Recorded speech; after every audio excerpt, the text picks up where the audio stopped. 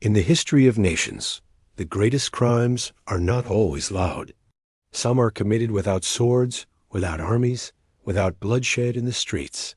Some begin with a thought, a desire, a king looking out from a palace window. This is the story of such a moment.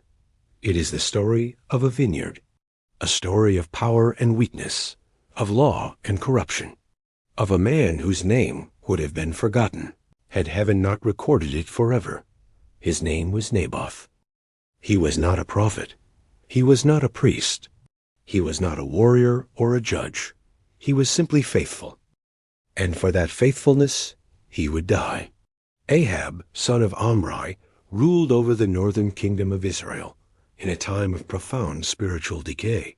Scripture does not hesitate in its judgment. Ahab did more evil in the sight of the Lord than all who were before him. Yet Ahab's evil was not the kind that roared. It whispered. It compromised.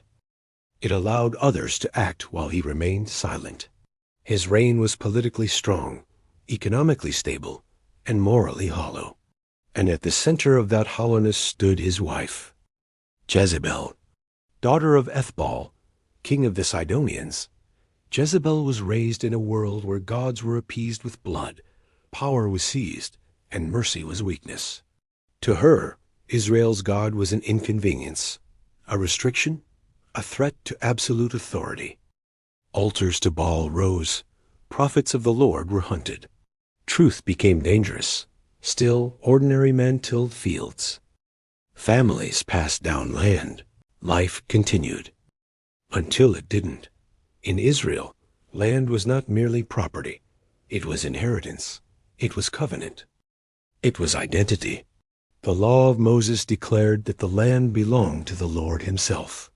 Each tribe, each family, each household was entrusted with a portion, not to sell permanently, not to surrender, not to erase the memory of those who came before. A vineyard was not just soil and vines.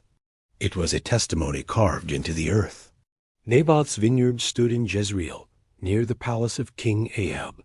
It had been passed down through generations, father to son, mother to child each harvest, a reminder that God keeps his promises. And it was that vineyard that caught the king's eye. Ahab wanted a vegetable garden, not conquest, not revenge, not blood, just a vineyard. He approached Naboth politely, reasonably, even generously. "Give me your vineyard," the king said, "that I may have it for a garden. I will give you a better vineyard, or if it pleases you, I will give you money." It was an offer many would have accepted. But Naboth understood something Ahab did not. The vineyard was not his to sell. And so he answered simply, "The Lord forbid that I should give you the inheritance of my fathers." No insult, no rebellion, only obedience. But obedience in a corrupt system is intolerable. Ahab returned to his palace angry and dejected, not furious, not violent. Childish, he lay on his bed, turned his face to the wall, and refused to eat. This is how tyranny often looks before it kills, petulant, wounded, offended by restraint. Jezebel entered. "Why is your spirit so vexed?" she asked. Ahab explained, and in her response, the soul of the story was revealed. "Do you now govern Israel?" She said, "To Jezebel, law existed to serve power. To Naboth, power existed under law." She took matters into her own hands. Jezebel wrote letters in Ahab's name. She sealed them with his seal. She commanded the elders and nobles of the city to proclaim a fast. A fast. A holy gathering religion was summoned to legitimize injustice. Naboth was seated in a place of honor. Then two worthless men stood up and accused him of blaspheming God and the king. Two witnesses. The legal minimum. Naboth was taken outside the city. He was stoned. His sons were killed with him, so no inheritor would remain. And the vineyard was empty. "Arise, take possession." Jezebel's words were cold. "Arise," she told Ahab. "Take possession of the vineyard of Naboth, for Naboth is not alive but dead. Ahab went down to the vineyard. No inquiry, no protest, no grief. A land was taken, but the ground cried out. Elijah the Tishbite was sent by the Lord. He met Ahab in the vineyard. The king spoke first. "Have you found me, O my enemy?" Elijah's reply thundered through history. "I have found you because you have sold yourself to do evil in the sight of the Lord." Judgment was pronounced. Dogs would lick Ahab's blood. Jezebel would be eaten by dogs by the wall of Jezreel. Every male of Ahab's house would perish. The vineyard would not forget. Something unexpected happened. Ahab tore his clothes. He put on sackcloth. He fasted. And the Lord spoke again to Elijah. "You see how Ahab has humbled himself?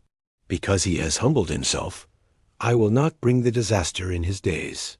Judgment delayed, not canceled. God revealed both his justice and his mercy.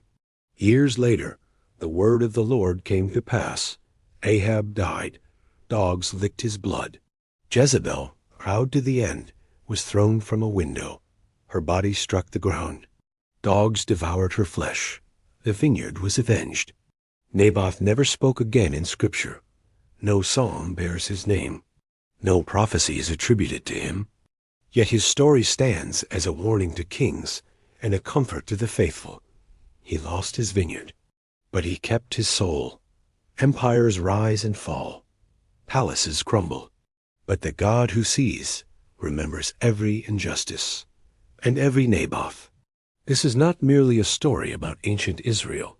It is a story about power unchecked, about faith tested, about the quiet courage of refusing to surrender what God has entrusted. The vineyard still speaks, and heaven still listens.